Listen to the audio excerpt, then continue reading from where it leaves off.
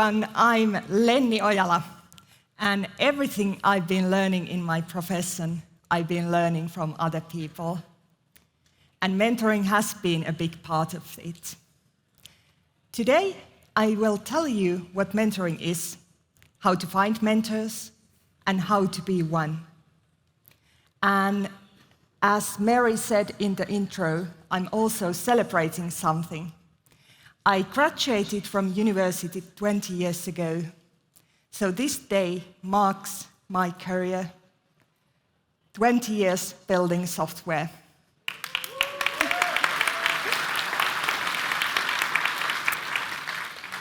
My degree was a mix of telecommunications engineering, project management, marketing, creativity, and even some gender studies. I have always been curious of many things. One of my most vivid memories from that time is from a leadership course. Our professor told us how he led mobile phone innovation and manufacturing, how he managed his own stress levels through breathing exercises, and how it is important to focus on important things before urgent ones. Because if you find yourself doing only firefighting, something needs to change earlier in the process. He was not only teaching a skill, he was sharing his lived experience. That was our professor mentoring us, group of students. By definition, mentoring is an individual guiding the growth of another. And when mentoring, we are allowed to tell about our lived experience. That's the core of it.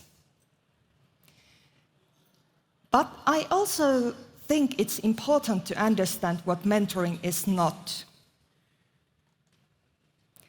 Mentoring is not sponsoring. Sponsors actively open doors. They offer a job or a promotion or use their influence to move someone's career forward. That is powerful, and I encourage everyone in that position to use that power to help others. When I mentor, I use my network for mentees' benefits and give advice. But I am usually not in a position to offer something tangible, and to manage expectations, I state this clearly for my mentees. Mentoring is also not coaching. When coaching, the intention is to provoke new thinking through questions, not to give that much advice. In mentoring, I am allowed to tell about my own experience and give direct recommendations. That is often the most valuable part. Mentoring is also not teaching or tutoring. It can include a technical topic. I am right now mentoring a person to use these new tools, AI tools, more effectively at work. But the focus there is not a skills transfer. We are talking about wider approaches and what the work actually feels like. Next, let me tell you what mentoring looks like. Mentoring can be a single meeting. You talk once and maybe stay in touch for occasional questions after that. Or it can be a program with a plan. You meet 5 times, set a goal, and then work through together that plan. Then a little bit about different types of mentoring. I've been giving and receiving these. Peer mentoring is talking at someone at your level. For me, that is a fellow engineering manager or a senior engineering manager. This year I have been exactly in this kind of relationship, talking with the peer about how to lead transition to continuous delivery in my own team. Next level career mentoring. This means talking with someone one level above you. Not your own manager, preferably, but someone who lives in a similar reality as them. They help you understand what it actually feels like to be in that role, how to work with your own manager or more effectively. Skip level mentoring, so the next level mentoring, 2 levels up. I have been told that if you want to get promoted, this is actually the most impactful and powerful move. You understand the decisions being made and how your work fits into the bigger picture. Reverse mentoring twists this dynamics. It is when someone less experienced mentors you. If you are a senior leader, getting mentored by someone who actually builds the software can be eye-opening. It works best outside of your own company, where the power dynamics doesn't get in the way. Developers will speak when asked. The problem is sometimes no one asks. Next, I talk about how to find mentors. Formal programs are a great start. My school alumni network has a mentoring program, and even my trade union has one too. But sometimes you just use your intuition. You see someone interesting and you think, this person knows something I am curious about. And you can ask, would you be open to mentoring me once? I need help with X. Let me tell you about the most impactful one-time mentoring I ever received. This happened the time I lost my job. So, a few years back, I lost my job in a team I really liked. My self-esteem was low, and I felt pretty miserable. On that time, I was volunteering in a tech conference, and the keynote speaker gave a beautiful talk about finding your strength when times are difficult. I approached her and asked, would you be open to mentoring me once? I've been laid off. I could go in many directions, and I don't know where to go. She said yes. When we met, she gave me 2 valuable pieces of advice. First, when she had seen me at the speaker's dinner before the conference, she had made an observation that I looked uncertain. She assumed I was probably new to tech, maybe a career changer.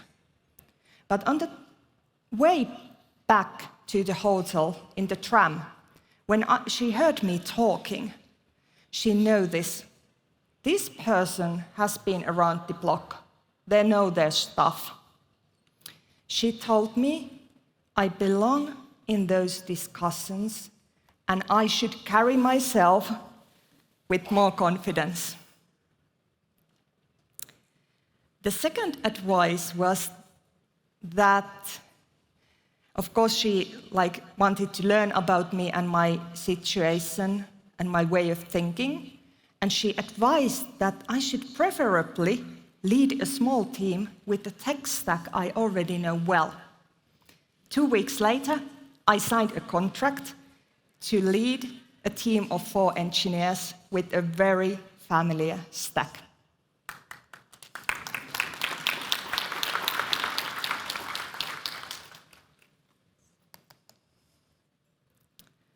Role models as mentors. Not every mentor needs to know they are your mentor. Not at first. I pay attention to people around me. I observe how they work, how they lead, how they make decisions, and how they are gloriously imperfect humans. And when I see something I want to understand better, I might ask about it. You can find a mentor everywhere, anywhere. This is my roller derby coach, Pate Pop, and she is my role model. She's individually incredibly talented. Look at the other players' faces. They are all thinking the same thing. What's happening here? Like, who is that natural force scoring all the points? But Pate doesn't take all the glory. She could sometimes win the games with individual talent, but our team loses. What I admire that she gives players room to grow. She makes space for the whole team to learn, because it's a team sport. Every training session with Pate Pop is like stand-up comedy show. Sorry to all the stand-up comedians in the room. I don't need to purchase that many tickets anymore, because I have a chance to laugh 3 times a week when we are training. And then there's her focus.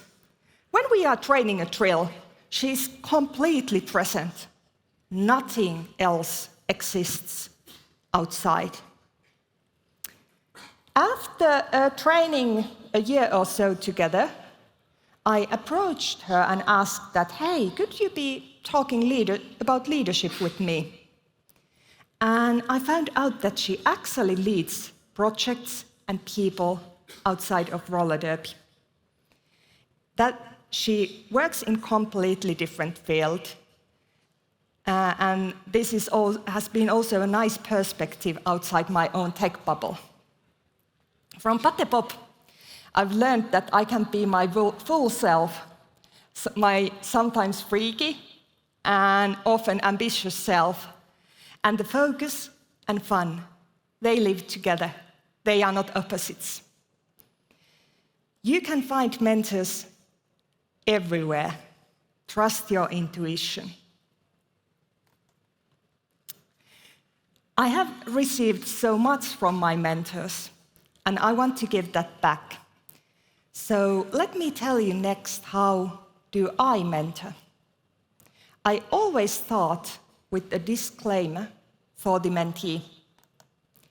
Use only the advice that feels right for you. I am looking your situation through my lens. I will be direct and opinionated, but please take only what fits to your life. I'm not telling the truth. Take it or leave it. This is mentoring.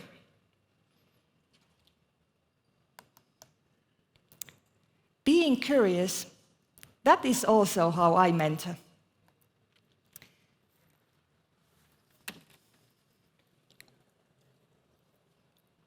So last year, a recent graduate approached me. She was working in a kiosk. And I don't mean like just selling newspapers.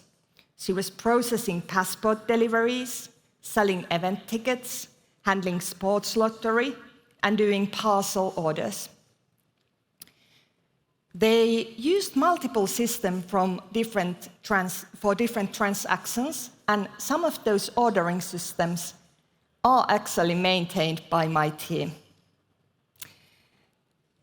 She wanted to break into tech, but couldn't get interviews in this job market.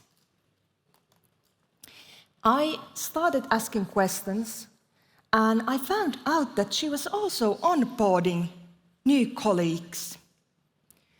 We rewrote her CV completely to show what she actually did, and I was very direct about which unpaid coding projects she should do and which not, to save her energy she needed elsewhere.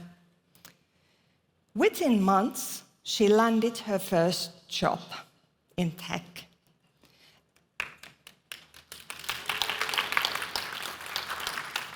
It is a customer support role, but I did say this to you, and I want to say this to you clearly, that the best developers I know come from support backgrounds, because they are the people who understand the customer's pain.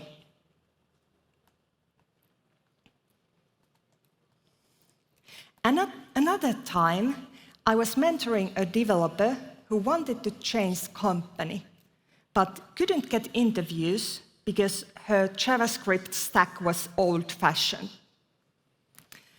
When I asked questions, I found out she was the sole developer of a full-stack application used by thousands of students, maintaining it also in production almost alone. She had also just wrote a major usability improvement to meet usability standards.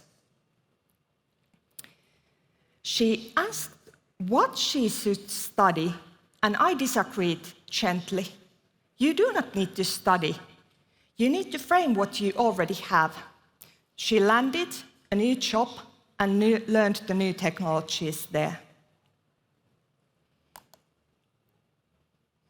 When mentoring, and if the mentee doesn't have a specific question, I often start with this GROW model that is widely used in coaching. I ask about their goals and dreams, and about their reality. What are you doing? With whom do you work? What do you like to do more? What do you like to do next? Or less? Then we generate options together, and I always ask to add one completely over-the-moon option because it lets us be more creative. Then we pick one option and commit to the one small first step, the first elegant step towards that path. And even when I use this structure, I label the moment when I'm switching to mentoring. I'm saying, now I'm going to tell you what I actually think. Take it or leave it.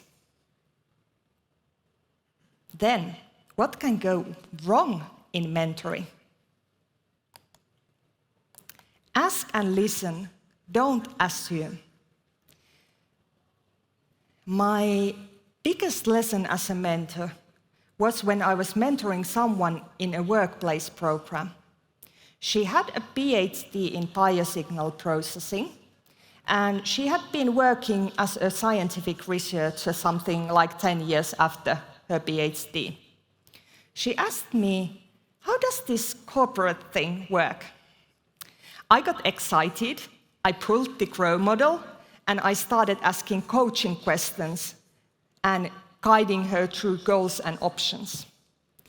But she didn't need that. She was literally asking, how does a workplace function?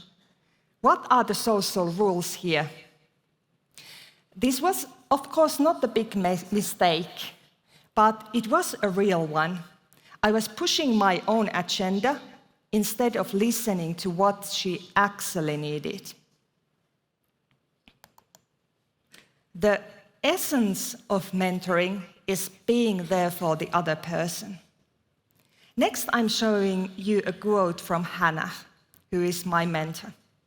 Hannah is a senior leader who has built several workplace mentoring programs, and also programs for women who cycle and want to learn to repair their bikes.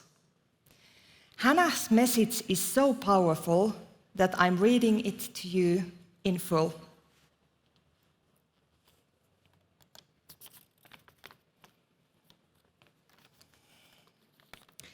Us mentoring each other is essential in this world. We all need to feel like we have someone on our side who will always cheer us on and will never let hard questions go unanswered. Mentors can help us push ourselves and open doors in ways we never imagined possible. This incredible two-way relationship makes both people better, and I hope that everyone reaches out to a mentor they feel they can learn from. I have collected mentoring stories from people around me, and what stayed with me the most was this: being seen. The lead developer believed in me, and was also honest about what he didn't know about coding. Her main advice is to stay who you are. You don't need to show others that I'm strong. They appreciated my experience. People, of course, do get valuable career advice from mentoring, but a big part of it is simply feeling seen, cherished, and valued. And what do I get from mentoring? I want to share one bonus that I didn't expect. For me, mentoring is my communication laboratory. The skill I struggle with most is listening. My colleagues in the audience can prove that. And in mentoring, I get to train that listening muscle because there's no power difference in the room, and I usually don't even know that other person that well. I'm not their boss. I'm not writing their performance review or deciding their salary. I can just listen. And this makes me a better listener. This transfers also for my team. So lastly, my advice for anyone who mentors: be curious, listen actively. Every mentee has a unique situation. Tell about your lived experience. Tell shamelessly about your lived experience. Thank you.